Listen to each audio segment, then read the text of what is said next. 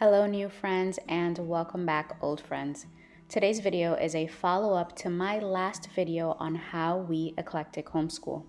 So today I turned on the camera during a lesson with my preschooler early kindergartner, a homeschool with us if you will eclectic edition, to give you a better understanding of how we implement all the methods I mentioned in the previous video. Before we get started with our lesson, I do want to say that this lesson is heavily eclectic.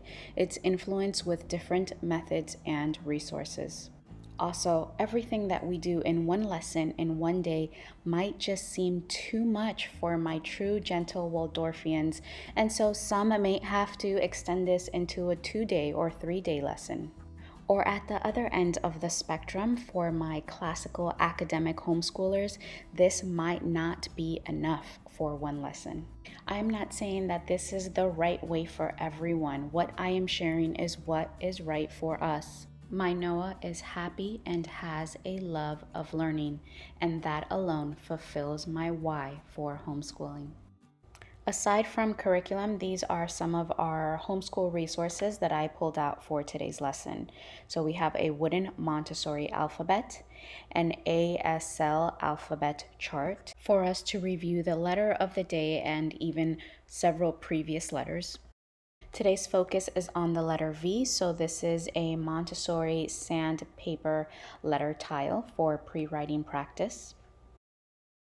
On this tray, I've pulled out our homemade Play-Doh, and that's really to just get his hands working and his finger muscles warmed up for some handwriting practice. Different options of loose parts for some letter formation. Also, a few options for alphabet flashcards. This is going to be our Spanish alphabet flashcard for the day. And I also like to review 2 or 3 of the previous letters or lessons along with the letter sound that we're learning today. And these are from my HearthMagic. Noah, age 5, is still far more of a feeling and imaginative nature than a thinker. So I like to begin our lessons in that very organic order. Valley so vast with violent vines. You climb up to a village, volcanoes behind. The Elemental P alphabet book by Howard Schrager helps me integrate imaginative stories with academia, in this case, phonics. We also enjoy Howard Schrager's ideas in the Companion for Elemental P, the Parent and Teacher's Manual. In this manual, I find stories already created for me to retell or ideas to create my own, ideas on sounds and gestures for said stories, reciting and abbreviating poems, drawing activities, tongue twisters, name games, and songs. I generally just pull an idea or two to extend on the Elemental P alphabet book. Again, using our resources in a way that they serve us, our style, and our purpose. And her brother Vaughn, so Vera and her brother Vaughn, they lived with their mother in a modest house in a small village on the valley floor. Fine motor exercises are a must for Noah to prepare him for handwriting. I try to engage him in exercises that will also further practice the letter lesson of the day. Here, I've provided him with some of our homemade Play-Doh, and I'm demonstrating how to form an upper and lowercase v. While we do this, we often singing about the letter V sounds. This is also a good time to play the name game. How many names can we come up with that begin with the letter V sound? Victor, Victoria, Vincent. Typically, we stay engaged in a fine motor activity for a while, which is why I display several options for loose parts. In providing various options for loose parts, we get plenty of opportunities for practicing letter formations. We can even include some counting and pattern making, all integrated with these loose parts activities, which would make for pre-math work or activities for a preschooler. Violet start with. V. Can you find V? But is it Mm-hmm. V? V, let's put it right here. Another component to letter lessons are alphabet flashcards, although we don't use them in the traditional flashcard mastery method. We get creative. I also like to use these flashcards for exploring more letter sounds within each word, or some would call spelling. And as I mentioned earlier, I do like to pull 2 or 3 letters from previous lessons for review. Those are tools. Tools. Mm-hmm. Tomato. Tomato. Say measuring and that. A teapot. Teapot and that. A tree. As the spine curriculum today, we're using the Good and the Beautiful Pre-K course book. Noah has just a few lessons left to complete this course, so today we'll get to head 1 to 2 lessons depending on Noah's lead. I buy PDFs of the Good and the Beautiful curriculum so that I can later use for my younger and organize in 3-ring binders. We really love this course. Bella also completed this a few years back. This course covers phonics, so letters and letter sounds, vowels, colors and shapes, an introduction to numbers 1 through 10, money, rhyming. You can also purchase the activity set for hands-on printable games and an alphabet flip book.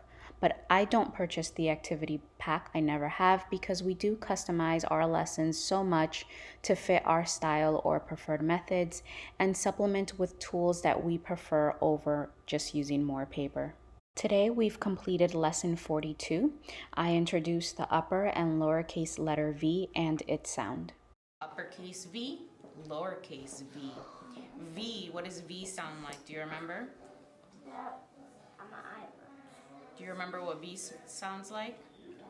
V, van, violin. Right. So because at this point we've worked so hard at warming up his hand and finger muscles with all those pre-writing exercises, now he's ready to trace these letters. He doesn't typically do well with tracing without all of that prior warming up.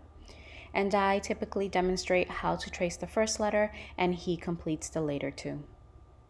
And so again, we're making this curriculum work for us, so we skip any areas that require the supplemental pre-K activity pack. And so now we're moving on into an introduction of vowels. And to make this more tactile, I pull in our Montessori movable alphabet for this introduction. Can you repeat them for me? A vowel is A, E, I, U, and sometimes Y. Good job, buddy. The next page in lesson 42 is a rhyming exercise. Now this is not meant to be done independently, although I suppose the child can. Okay, next we have duck, vase, truck. Duck, vase, truck. Which ones end with the same sound? Duck and... Noah still needs work towards mastering this concept, so I do work through it beside him. And today Noah is up for another lesson, so we move on to lesson 43. 1, 2, 3, 4, 5, 6, 7, 8, 9, 10. The first 2 instructed activities in this lesson are to count to 10 by counting your toes and tracing lowercase letter V. And the third activity is a kinesthetic activity in reviewing coins, which have already been introduced in previous lessons. I keep a container with a lid with real coins in it for this work. What is that coin? Penny. Okay, can you put the penny on the table? Can you put the penny under the table? Can you put the penny on your knee?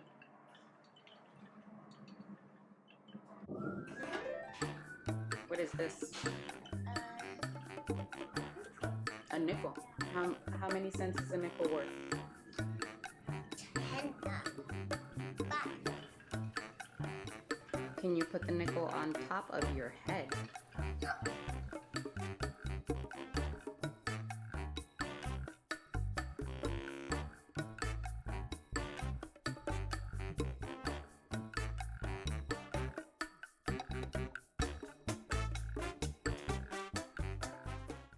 The last activity in lesson 43 is a picture study, a popular Charlotte Mason method of gently introducing good classic art to children. The Good and the Beautiful uses the picture study method for logic skills and to review concepts taught in previous lessons. Are in this painting.